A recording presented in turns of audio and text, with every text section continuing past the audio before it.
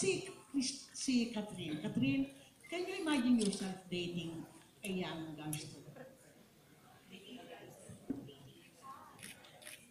Me, dating a gangster, parang kung sa totoong buhay, hindi ko nakikita yung sarili ko. Kasi pag, hindi, pag ikaw, pag sa sarili, ako kasi, hindi kasi pag ako kasi dati, pag isip mo gangster, inisip mo yung mga nagka-cutting classes, yung mga nakikipagsuntukan, ganyan. Pero pag sa akin, sa totoong buhay, feeling ko, depende sa pagka-gangster siguro. Kasi may gangster na, alam mo yun, yung baliw talaga. Tapos meron naman yung, ganun lang talaga siya. Pero ako sa sarili ko, feeling ko naman kung good intention naman talaga yung isang tao, It won't wala, matter pang tingnan natin kung ano. Basta importante sa akin, maganda yung intention, hindi ako paglalaro. So kung hindi gangster, you're dating a blank, a what? Catherine. She's dating someone. No, someone. Hindi ko pa alam. She's dating the blank. I still don't know. Okay. Banay? Ngayon, kung si Ronnie Carrasco ay isang kagawad at nagsusulat sa PSN, si Pablo who just asked a question before Ronnie, writes for the Philippine Star. Tapos si Mario ay nasa Malaya at saka People's Journal naman. Para doon for the information of those, lalo na yung mga baguhan. Ngayon, may tanong ngayon si Maridol Bismarck ng Yahoo Philippines. Tita Maridol. Kasi direct, di ba marami ka nakitang love teams? Years from now, let's say 3-5 years from now, sa tingin mo si Daniel at si Catherine, sinong love team, present love team, ang magiging parang sila? So may nagtanong na po sa akin kanina. Feeling ko po they are very unique. Maybe they will never be a Juday Piolo or John Lloyd Bea. Kasi, well, ano pa mo? Because Daniel is Daniel. Tama. Because Daniel is Daniel, no? Alam naman po natin yan.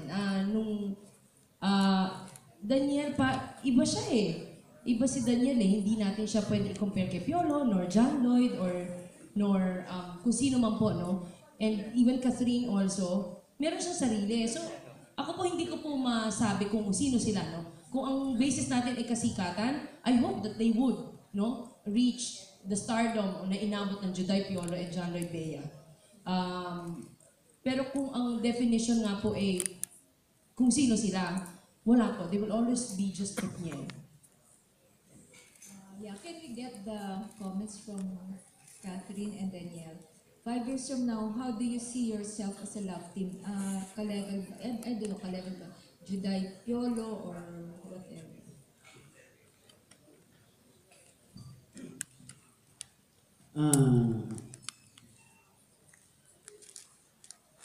Siguro isa-set po namin yung sarili namin na isa-set po namin na sila Sir Piolo, sila Sir John Lloyd na example na lang po para sa amin dalawa ni Catherine. Kumbaga, inspirasyon po sa amin dalawa dahil hindi naman po sila sumikat dahil ng guwapo at magaganda, di ba?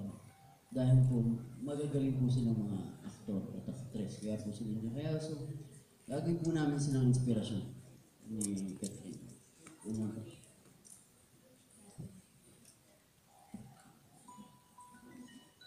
Ganun din po.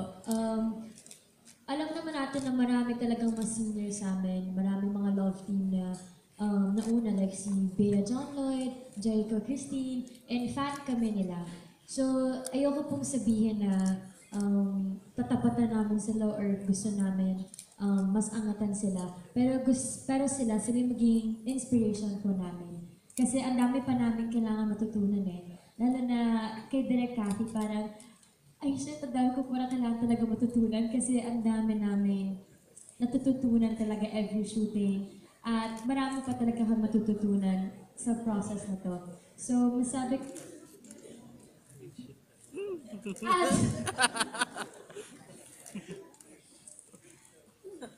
So, inspirations po namin. At sana one day, yun, maging katulad nila kami kasi kita naman natin yung mga pelikula nila, talaga yung tumatak sa ating lahat. One More Chance, yung mga yan.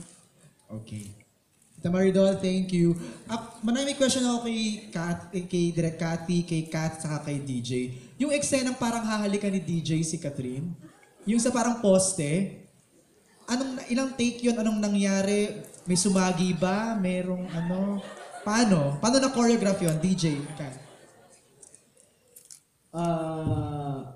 Hindi ako nag-choreo nun. Okay. Siguro diretsong tanong, parang nahalikan mo ba si Catherine doon sa scene na yun? Sa pisngi?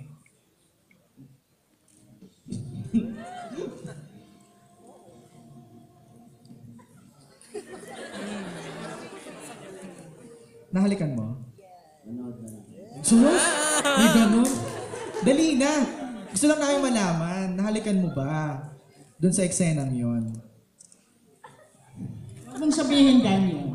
Bakit manay? Panoorin natin. Okay, so. Manay naman? O, go manay. May tanong ako kay Direk Cathy before I give the microphone to Julian, Star Studio. Gusto ko malaman, Direk Cathy, si Piolo and Juday, at saka si John Lloyd and Bea never became lovers kumbaga in real life.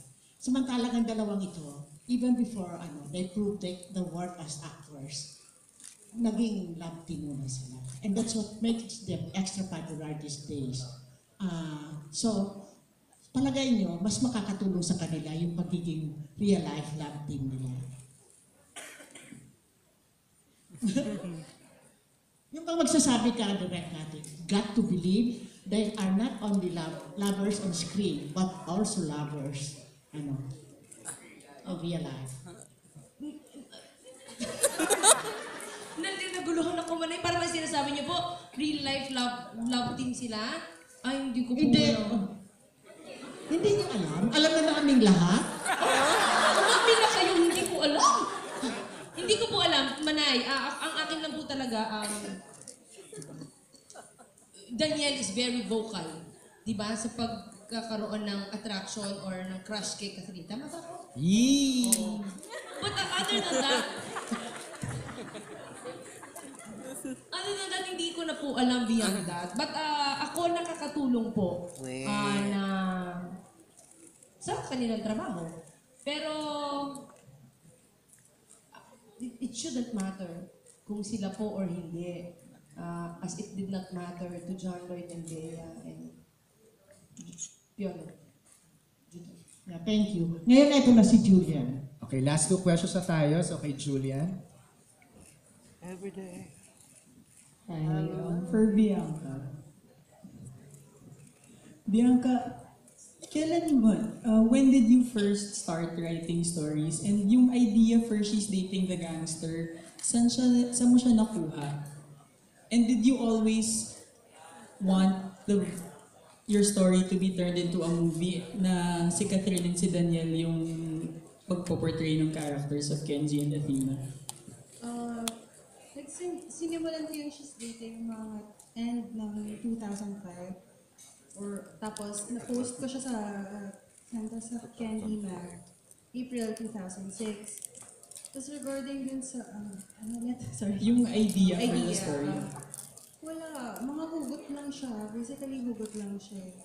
So, kung ano yung nafe-feel ko, kung ano yung naisip ko, yun na lang. Yun na lang yung nilalagay ko. So, gaya nga nasabi kanina, daily basis kasi yung pag-update namin. So, kung ano yung maisip ko ng day na yun, yun na isusulat ko.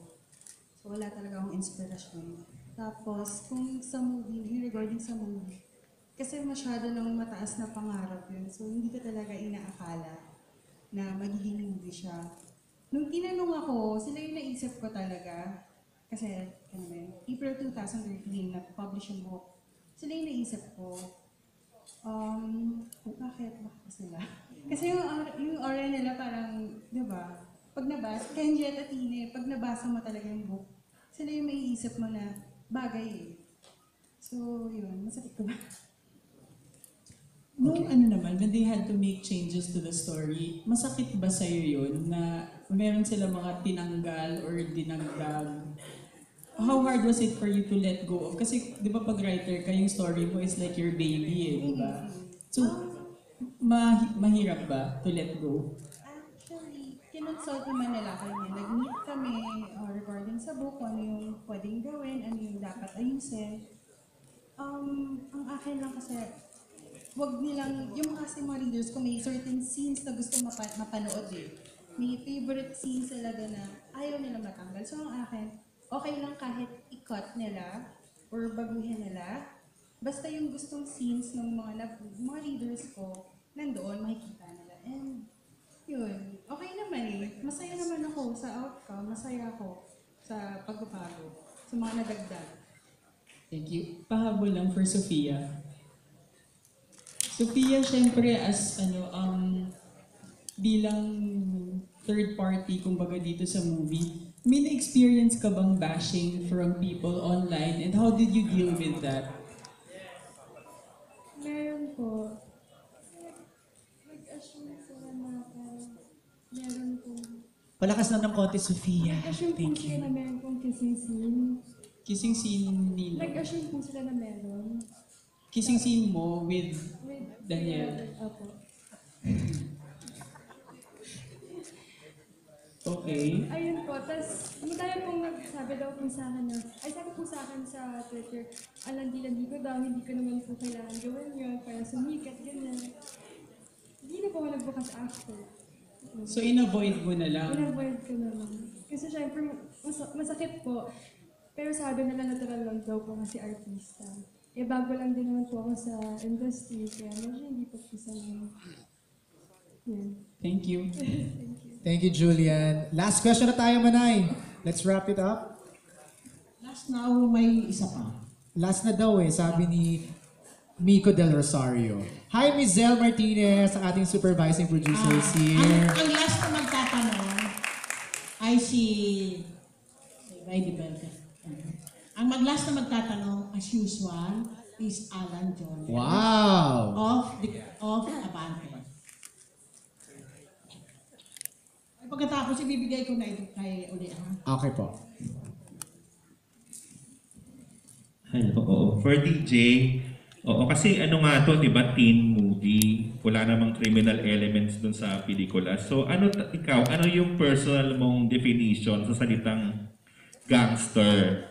Ano ba yung tinuturo ng movie na maipapakita sa pelikula na yung mga batang gangster, ganito sila? Ano ba sila? Siyempre maraming definitions ng gangster, di ba? Gangster na may frat, di ba? Gangster na parang mga mobsters, mga pang mafia, di ba? Eto, nagsimula yung salitang gangster kay Athena.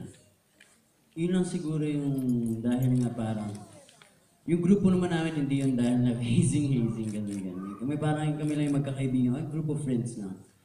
Tapos, siguro nakita lang ng Athena na yung parang aura ko is parang walang pakialam sa mundo. Di ba? Yung wala siyang pakialam kahit yung nangyari sa sarili niya. Tapos, yung kaangasan, hindi nire-respeto yung babae, sabi ni Catherine, gano'n. Pero, kaya naman nasabi yung gangster. Wala namang parang brutal na ginagawa dito. Gano'n. Yun. Oo, okay. Sa totoong buhay ba, Daniel, may pagka-gangster ka rin? At ano yung mga qualities mo na masasabi mo, yun nga, pang-gangster? Hindi naman siguro. Hindi naman ako siguro gangster. Ano na? Relaxan mo lang tayo. Oo, hindi, pero meron din namang kasi qualities yung gangster. Yun nga, di ba, yung maangas, may gano'n, di ba? Yung parang may swag, may gano'n, di ba? Hindi naman lahat negative yata, di ba? Siguro yung angas, hindi naman siya effort. It comes naturally. Wow! Big word. Natural. Oo, okay, Kat naman. Kat, kung ikaw papipiliin ng i-date na boylet, ano yung mas gusto mo? Yung super wholesome, bait-baita na super clean image or yung may Yung pagka-gangster na lalaki, ano yung mas may appeal sa'yo? Feeling ko halo. Ayoko naman yung super pasaway talaga na nakipagsuntukan kahit saan. Pero gusto ko yung medyo maangas, na syempre mabait pa rin. Siguro yung may gitna yung dalawa. Wow! Gusto ko yung mabait, yung loyal, ganyan. Pero alam mo yun, yung handa ka rin pagtanggol pag inaaway ka. Yung parang gusto ng mga typical Ano yung reaction ni Daniel? combination. Oo. So, ano yung mga gangster qualities, Kat, na gusto mo, na nakikita mo kay Daniel na gusto mo? Yun na ba yung mga binanggit mo? Oh, actually, siya yung dinidefine mo, no? Bahala na po kayo. Pero yun, sinagot ko yung tanong niyo. Pero yung nakita kong qualities na pagka-gangster kay DJ, siguro yung medyo maangas, medyo maangas, tapos yung gusto niya, pag mali, alam mo yun, yung handa siyang makipag-away para sa'yo pag nasaktan ka. At saka, ayun, yun. Handa ka ipagtanggol anytime. Yeah, no? handa ka ipagtanggol. Oo. Tapos kay DJ ulit, tapos na yung word na gangster, doon na tayo sa dating. Ano yung idea nyo ng dating? Ano yung mga pinag-share nyo dalawa na matatawag nyo parang dating nyo? Movie or kami? Hindi, marami kasing klase ng dating. Yun nga, may movie date, may kung ano mang date. Ano yung pinaka-date ninyong dalawa? As Catherine and Daniel. Oo. Paano kayo mag-date dalawa? Ako kasi pag magkasama kaming dalawa ng walang camera, ina-assume kong date yun eh. So feeling ko date na agad yun pag ano. Oo. So ano, Daniel, yung pinaka-memorable na naging date ninyong dalawa ni Kat? At ano yung nangyari nung araw na yun? Ano yung naganap? Kailan at saan? At bakit mo nasabing memorable yun? Ako kasi, kumbaga sa trabaho, kunyari nasa shoot kami, nandito ako niya, nung nasa Bicol kami, nung nasa Mayon kami. Parang inaano ko na yun. Pag kami yung dalawa. Inaano? I-cherish ko na siya, tinitipid ko siya. Na parang kami dalawa lang nasa Mayon. Eh, but, Ano nangyari sa Mayon? But anong doon? Anong chineris mong moment doon?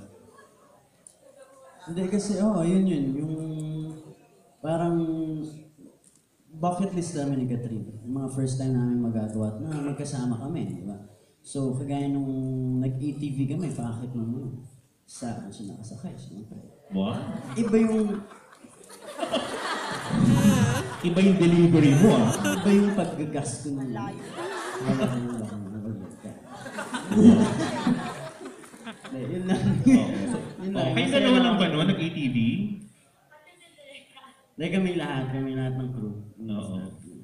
Oo, ikaw naman, Kat, ano yung naaalala mong memorable sa'yo na parang date nyo ni Daniel at ano nangyari doon? Marami kasi kami yung mga memories na po ni DJ kasi feeling ko nga may mga bagay kami na nagagawa na first time together.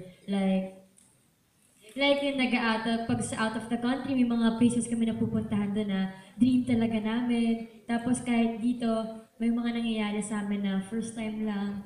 So, marami po with DJ kasi feeling ko, si DJ din naman kasi yung pinaka-close ko among the other boys sa showbiz. So, mas comfortable talaga ako sa kanya. Kaya marami ako na-make memories with him. Hindi, pag mention ka ng isa, siya meron siyang Mayon Volcano. Ikaw?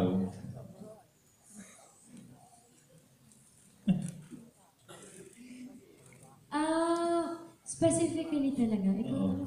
Yung abroad, ano niya sa abroad? Most Siguro nung nag-Hong Kong. Nung nag-Hong Kong kami, nung sa Macau, nag-skywalk po kami. Yun. At saka, kasi ako na-appreciate ko yung mga little efforts ng guy na feeling ko kahit hindi yun super grabe, natatandaan ko na talaga siya. So, ganun si DJ. Marami siyang mga efforts na talagang feeling mo girl na girl ka. So, natatandaan ko yung lahat. Last na. Bilang pareho naman na kayong 18, no? Allowed na kayo mag-date as in kayong dalawa lang? kasama si mama parati. +1 parati si mama. Or si Tito Do, ganun. Hindi po pwede kami pareho lang. Di pa rin, kahit mga 18 na kayo.